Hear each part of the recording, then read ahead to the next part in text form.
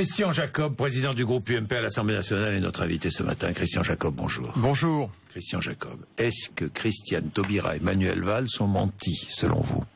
Écoutez, Madame Taubira, elle était prise en flagrant délit de mensonge. Le Premier ministre, hier soir, sous la contrainte, a avoué que ses ministres ont menti. Madame Taubira, à la question « Est-ce que vous étiez informée ?» répond clairement aux Français, au journal de 20h de TF1, non. Et le Premier ministre dément hier, et personne n'imagine un instant qu'il ne le savait pas avant. Moi, c'est la raison pour laquelle, dès hier, j'ai demandé à ce que le gouvernement convoque le Parlement et qu'il y ait une explication devant la représentation nationale. Jean-Marc Ayrault vous a dit non. Il ne convoquera pas le Parlement. Mais dans quelle autre république ça pourrait se passer d'avoir un ministre de la Justice qui ment de manière effrontée, un Premier ministre qui refuse de répondre aux questions sur une affaire de grande écoute aussi grave que celle-là? Mais dans n'importe quelle autre république, le Parlement serait convoqué, le gouvernement serait sur le grill, et si on était aux États-Unis, Dieu merci, on ne l'est pas par certains côtés, il y aurait une procédure de révocation immédiate. Donc il faut que la transparence soit faite de manière totale. Vous demandez la réunion du Parlement. Pourquoi? Pourquoi faire? Eh bien, pour vérifier la procédure. C'est-à-dire pour vérifier la procédure? Eh bien, comment imaginer, comment s'est déroulée cette procédure? Elle se déroule sur la base d'une information du parquet. Là, il y a un juge d'instruction qui est désigné. Oui. Ce juge d'instruction, depuis le mois d'avril, décide de mettre sur écoute une personnalité politique de premier plan. Il en profite pour écouter son avocat, c'est-à-dire que l'on a d'abord les règles d'un état de droit qui sont bafouées, celles de la confidentialité qu'il doit y avoir entre un client et son avocat. Ensuite, le fait aussi du secret professionnel de l'avocat qui est bafoué, puisque nous avons un avocat qui se trouve à être écouté, non pas parce qu'il est l'auteur ou le complice de faits, mais tout simplement de manière préventive. Et donc, quand une personnalité politique de premier plan, Nicolas Sarkozy entre autres, est écouté, ça veut dire que tous les responsables de l'opposition depuis un an sont écoutés. Et donc je veux m'assurer qu'à aucun moment, l'exécutif n'a été informé de cela. Et or, aujourd'hui, mais il y a plus que des doutes qui subsistent sur tout cela, que la lumière soit faite. Oui, et donc, mais on ne connaît pas le contenu de ces écoutes. Christian Jacob. Ah ben attendez, hier on n'était même pas au courant qu'il y ait des écoutes. Jusque 20h hier, les écoutes n'avaient pas... Le président de la République, le Premier ministre, personne n'est informé. Mais... Le record, le ministre de l'Intérieur. Le ministre de l'Intérieur, lui, heureusement, il est abonné au journal Le Monde. S'il n'était pas abonné au journal Le Monde, il ne saurait pas On ne connaît pas le contenu. Vous voudriez donc que le Parlement, les politiques interviennent mais absolument et changent le cours de la justice. Non, Christian Jacob. En aucun cas. En aucun cas. À quoi servirait la réunion de l'Assemblée nationale? Eh bien, de vérifier qu'il y a bien eu, que la procédure a été respectée. Mais qui va vérifier? Eh bien, les politiques vont vérifier ce qu'ont fait les juges? Non, ça n'est absolument pas ça. Mais ce sont des pratiques inadmissibles, ça n'est absolument pas ça que je vous dis. Mais ça, c'est un échappatoire un peu facile. Alors, non, mais c'est quoi? Eh bien, c'est de dire, est-ce que oui ou non l'état de droit a été bafoué? Je pense qu'il l'a été. Mais il a été bafoué où, l'état de droit? Nous allons vérifier la procédure. Mais que le Premier ministre vienne s'expliquer et nous explique ça, comment. On peut comprendre, mais est-ce que l'état de droit a été bafoué? Où il a été bafoué? Eh bien, jusqu'hier 20h, personne n'était informé de ces écoutes. Personne, jusqu'hier 20h. Avant-hier, la ministre de la Justice, garde des Sceaux, aux 20h de TF1, explique aux Français, je ne suis au courant de rien. Ce matin encore, le ministre de l'Intérieur, je ne suis au courant de rien. Et puis on apprend hier soir que depuis le 26, il l'était. Et peut-être que soumis à la pression des questions des parlementaires, on apprendra que c'était pas depuis le 26, mais c'était avant. Bon, alors ensuite, il y aura une autre... Vous ne voulez pas intervenir sur la procédure. En aucun cas. Bon, donc personne n'a jamais demandé ça. Vous ne pouvez pas dire que la procédure est injuste ou que la procédure... Non, mais je veux laissons les juges travailler, vous êtes d'accord? Je veux simplement m'assurer... Laissons les juges travailler. Je veux simplement m'assurer que le Premier ministre n'a pas menti. Et il y a de forts doutes sur le sujet. Et c'est la raison pour laquelle je demande à ce qu'il y ait une explication face aux Français. Mais vous ne voulez pas vous assurer parce que vous savez que Christiane Taubira et Manuel Valls ont menti. Donc oui, vous le savez, est-ce que le Premier ministre a menti? Moi, je voudrais savoir, est-ce que vous voulez... Mais vous vous rendez compte de la gravité? Attendez. Non, monsieur Bourdin, est-ce que vous vous rendez compte de la gravité de ce que vous dites? Alors, tout le monde sait que vous demandez quoi? Gravité, d'accord. Que le ministre de l'Intérieur, que la ministre de la Justice a menti, mais finalement, tout ça n'est pas grave. Mais on veut tirer la ficelle jusqu'au bout. Et savoir qui ment, depuis quand, sur cette affaire. Vous ne voulez pas aller sur le fond de l'affaire? Absolument pas, mais ça n'est pas notre travail. Mais en aucun cas. Bon, en aucun cas. Mais personne n'a demandé cela. Donc vous ne convoquez le Parlement que pour savoir depuis quand Nicolas Sarkozy est écouté. On ne veut pas connaître la conversation, la teneur des conversations. Depuis quand Nicolas Sarkozy est écouté? Depuis quand l'exécutif sait? Voilà.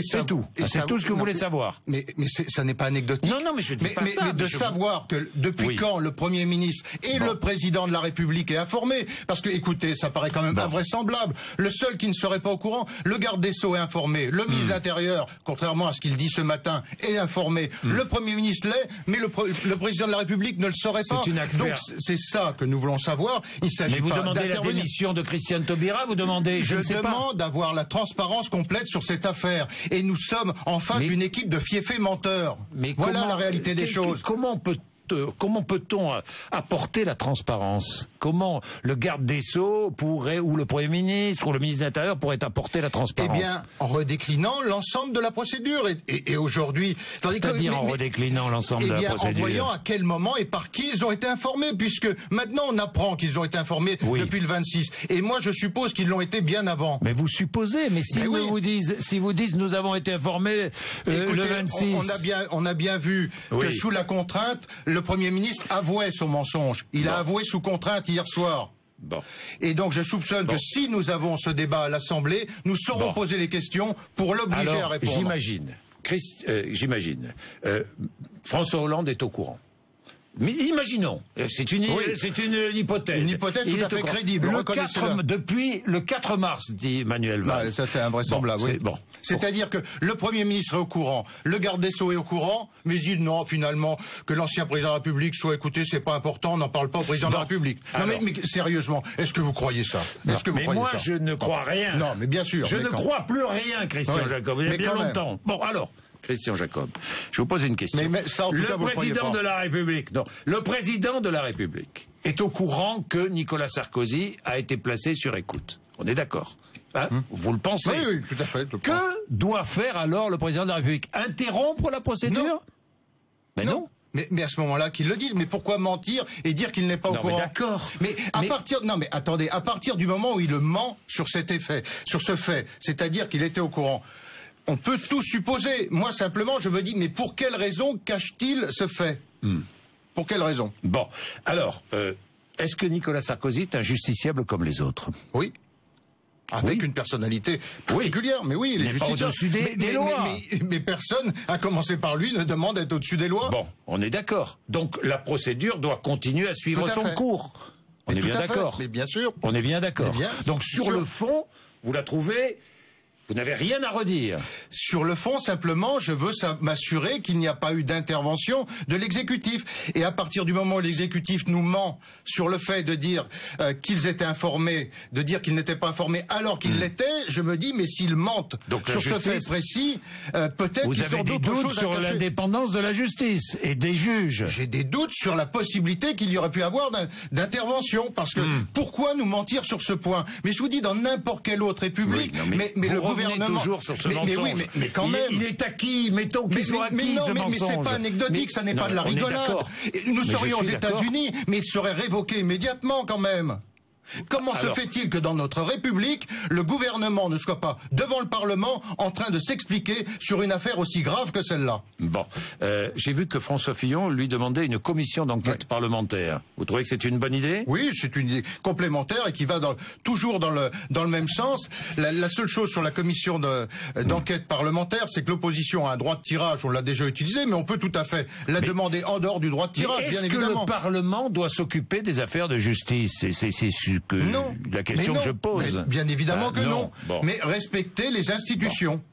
Et s'assurer que notre Constitution... Est-ce qu'il appartient au président de la République de s'immiscer dans une affaire judiciaire? Non, en aucun cas. En aucun cas. Mais pourquoi il ment de cette manière? Est-ce que vous pensez que les juges sont influencés? J'ai pas de raison de le croire, mais là... Donc les juges sont indépendants? La justice est indépendante. Et la justice doit continuer à faire son travail. Et le garant de cette indépendance, c'est le président de la République. C'est la raison pour laquelle nous devons, lorsqu'il y a suspicion, et aujourd'hui il y a une suspicion forte sur l'ensemble du gouvernement et sur le président de la République, il doit y avoir une explication. Et refuser l'explication, eh bien, c'est créer le trouble. Et aujourd'hui, le président de la République crée le trouble. De la même façon, lorsqu'il s'adresse à des députés socialistes et qu'il dit à propos de Nicolas Sarkozy, je sais exactement ce qu'il fait, je le surveille. Ce sont ces mots. Oui, attendez, ça ce sont des mots qui ont été rapportés par un journaliste du Figaro Magazine. Non, je crois que c'est le JDD. Non, ça vient du Figaro Magazine. Ensuite, ça a été repris par le JDD et le Figaro s'est trompé en expliquant que ça venait du JDD. C'est assez amusant, mais ça c'est une parenthèse refermée. Mais ce sont des mots rapportés par un journaliste du Figaro Magazine. Oui. Je ne sais pas si c'est corroboré ou pas. Moi non plus. Bon. Rapporté par des journalistes. Attendez. Par un journaliste du Figaro Magazine qui s'appelle Karl Meus, que je connais. Rapporté par des députés socialistes. Oui. Mais ça prend une saveur particulière à la lumière des informations que nous avons aujourd'hui, quand même. Bon. Reconnaissez-le avec moi. Nicolas Sarkozy, donc, écoutez, placé sur écoute. Vous comprenez qu'on le place sur écoute ou pas? Franchement. C'est sur la base d'une information du parquet, mais ça méritera là aussi de voir dans quelles conditions. Parce que vous savez que comment se passe la procédure d'écoute. C'est-à-dire qu'elle est prolongée tous les 4 mois, savoir sur la base de quelle information, comment, voilà. Mais je ne doute pas que nous aurons un jour la vérité sur tout cela. Vous pensez? Je l'espère. Écoutez, ce serait quand même un comble qu'on soit dans ce mensonge. Est-ce que vous n'êtes pas en train, et les uns et les autres, droite comme gauche, de vous écharper devant les Français qui en ont assez? Non mais attendez. Non, parce que d'un côté nous avons on n'est pas là-dedans, on n'est pas sur ce. Laissons travailler la justice et de l'autre la droite qui nous dit nous sommes offusqués parce que le président de la République. Vous l'avez entendu, c'est un complot. Qui a dit que c'était un complot? Est-ce que c'est un complot? Monsieur Bourdin. Est-ce que c'est un complot? Je vais répondre à votre question, mais d'abord, Monsieur Bourdin, nous sommes dans un état de droit. La justice doit être indépendante. Le président de la République est le garant de cette indépendance. Or, aujourd'hui, il semble que l'État ait failli sur ce point. Et à partir de là, la lumière doit être faite. Nous sommes dans un état de droit, mais bon sang, dans quelle république on accepterait que le gouvernement refuse de répondre à ces questions? Est-ce que c'est un complot contre Nicolas Sarkozy? Nous le verrons lorsque la lumière sera faite. Attendez, Brice Hortefeux a dit que c'était un complot contre Nicolas Sarkozy. Nous le verrons lorsque la lumière sera faite. Vous êtes plus prudent, hein? Moi, je demande à ce qu'il y ait une convocation d'urgence du Parlement. Je veux que le gouvernement s'explique. Nous sommes, comme je vous le disais il y a un instant, vraisemblablement devant une équipe de fiefs et menteurs. Eh bien, que la vérité soit faite. Et il ne s'agit pas d'intervenir dans une affaire de justice. Il s'agit de savoir et de s'assurer que notre Constitution est garantie et que l'indépendance de la justice est garantie. Bon, vous entendez le tous pourri? Et oui, mais c'est l'accrédité d'avoir un ministre qui ment comme effrontément. Il y a eu les petits problèmes, les petits problèmes, les problèmes de Jean-François Copé. Qu'un ministre mente effrontément aux 20 heures de la télé, dire mais c'est pas grave, tout ça, c'est tous pareil. Mais ça veut dire quoi? C'est pas moi qui le dis, ce sont les Français qui le disent sans cesse. Vous l'entendez sans cesse. Mais il faut faire la lumière. Il faut faire la lumière. Quand vous avez un ancien conseiller du président de la République qui était très écouté, qui se permet d'enregistrer en douce. D'ailleurs, le président de la République et l'ancien président étaient non seulement écoutés, mais enregistrés en plus. Qui était enregistré en douce. Christian Jacob. Mais vous savez bien.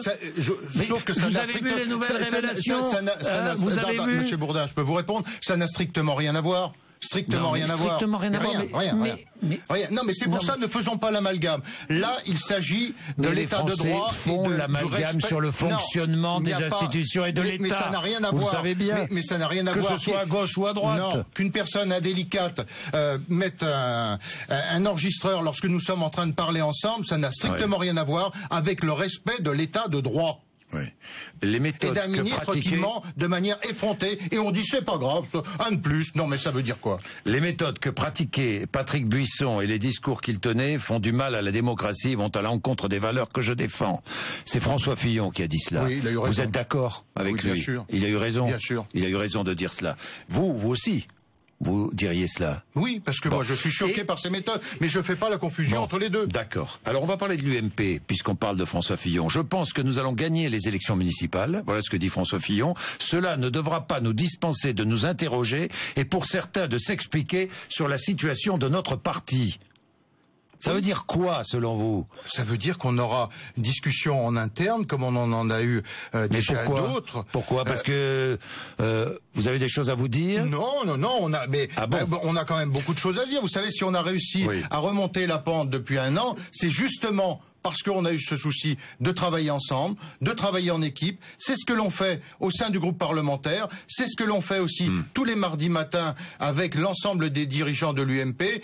Et reconnaissez que depuis un an, il y a eu beaucoup de chemin parcouru et que l'UMP va beaucoup mieux. D'ailleurs, ça se traduit à la fois dans les sondages et dans les résultats. Mais attendons dans 10 jours. Pas sur la popularité des leaders de l'UMP. Oui, mais attendez, on le mesurera à l'aune des élections. Vous savez, en politique, le rendez-vous qui compte, ce sont les élections. Non, mais vous avez raison. Est-ce que les comptes de l'UMP sont toujours sous scellés? Je n'en sais rien. Ils ont été contrôlés par la Commission nationale des comptes de campagne. Non, mais parce que Jean-François Copé demandait la transparence. Mais ça a paru curieux à beaucoup. Hein, il demandait la transparence et en même temps il met les comptes sous scellés. Il a dit qu'il allait nous faire des propositions. Ces comptes, ils ont été vérifiés, ils ont été contrôlés, ils n'ont fait l'objet d'aucun recours. Voilà, nous en sommes. Oui. Pourquoi ne pas les rendre publics? Pourquoi ne pas... Ils le sont déjà dans une grande partie. Alors après, est-ce que l'on rentre davantage dans le détail ou pas? C'est une décision qui, si elle s'appliquait à l'UMP, elle devrait s'appliquer aux autres partis. Mais on aura le temps de reparler de tout ça dans le cadre de la session parlementaire. C'était une intervention un peu ratée, celle de Jean-François Copé, là. Non, pourquoi après les révélations du Point, non? Pourquoi vous me dites une intervention? Je ne sais pas, parce que tout le monde l'a dit. Non, moi je l'ai pas dit. Tout le monde l'a pensé. Vous n'avez pas pensé. Non, je ne l'ai pas dit non plus. C'est rare, parce que même à l'UMP, mais quand je pense, je le dis en principe. Hein. Oui. Je suis pas d'un naturel timide. Non, parce que j'ai vu la discrétion de François Fillon, d'Alain Juppé. Mais parce qu'on est dans une élection municipale et on est concentré sur l'essentiel, c'est-à-dire aux côtés de nos candidats qui portent nos couleurs dans ces élections municipales. Et c'est ça qui compte aujourd'hui, c'est de reconquérir le terrain. Et puis dans 15 jours, 3 semaines, lorsque les élections municipales seront terminées, eh bien on passera à une autre phase. Est-ce que vous ne trouvez pas que dans notre société actuelle, là, il y a trop de connivence, la police avec les politiques, la police avec les journalistes avec les politiques, les juges avec les journalistes, non? Il n'y a pas trop de... Non. Il n'y a plus de secret d'instruction, il n'y a plus rien, tout sort, tout est sur la table, tout est... Non, franchement. Ça, je vous l'accorde volontiers, mais on l'a effectivement avec la montée en puissance, disons-le, des chaînes info, des réseaux sociaux, de toutes ces techniques d'information très très rapides, de ces comptes Twitter et du reste où chacun réagit ou surréagit. Je pense qu'il faut savoir raison garder. Et moi, c'est la raison. On a eu déjà, je crois, l'occasion d'en parler. Je n'ai pas de compte Twitter. Je crois pas à l'expression politique en 140 signes. Voilà. Oui. Et puis la complicité, vous savez. On se connaît, vous m'interrogez souvent, j'ai pas pour autant le sentiment qu'il y a de la complicité entre nous. Non, il n'y en a aucune, parce que les distances sont gardées. Exactement. Et c'est plutôt bien comme ça. Oui, c'est plutôt bien comme ça, on est bien d'accord. Christian Jacob, les municipales, le succès serait où? Comment mesurer le succès de l'UMP au municipal? Je sais pas moi, la victoire, le Gardé Marseille, la victoire à Paris, je ne sais pas, le nombre de villes de plus de 100 000 habitants conquises. Oui, déjà on a ciblé. Quel est votre objectif? Celle de plus de 10 000 aujourd'hui, enfin de plus de 9 000. Oui. Les plus de 10 000, 55% des villes sont à gauche. Eh bien, ce serait de remettre la machine dans l'ordre, c'est-à-dire que l'on redevienne majoritaire. 55% à droite. Voilà, oui, ou plus de 50%, que la droite redevienne majoritaire sur ces villes. Et puis ensuite, eh bien, gagner des villes moyennes stratégiques. Je pense à Reims, je pense à Angers, je pense à Auxerre, je pense à Toulouse, je pense à beaucoup d'autres villes où je crois qu'aujourd'hui nos équipes sont en situation de gagner. Mais vous savez, le juge de paix, c'est dans 3 semaines. Hein, donc le reste, c'est de la philosophie. Hein. Merci Christian Jacob d'être venu nous voir. Merci, 8h55.